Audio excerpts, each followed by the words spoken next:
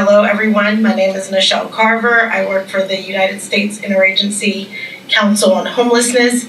I'm based right outside of Richmond, Virginia, but I serve New York, New Jersey, and all of New England.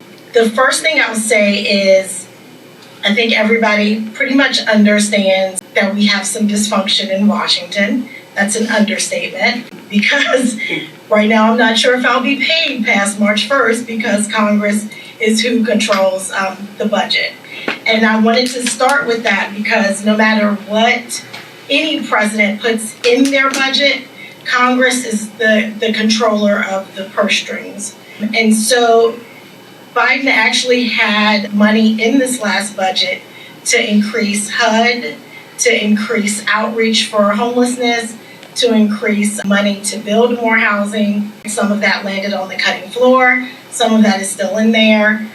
But it does not look like there's going to be any increases.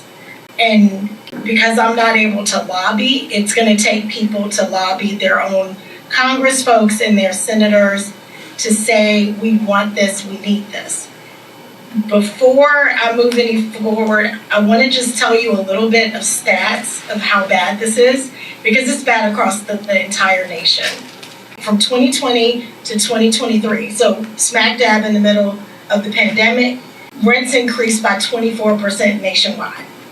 So went up, but at the same time, our incomes only increased by 3.2%. So you see right there, we were already in trouble pre-pandemic, and it only got worse. We also have that about half of the people who rent in this country pay more than 30% of their income towards rent. And then you have to think out of that group, 26.4% spend more than 50%. So we have a larger problem, and it's affordable housing. We don't have a place in this country where a person can live if they only make minimum wage. And I believe the stat was they needed to work like 80-something hours a week to just be able to afford the bare minimum. We have a shortage, a national shortage of about 7.3 million affordable housing units. So we have a bigger issue, and it's exacerbated in New York City.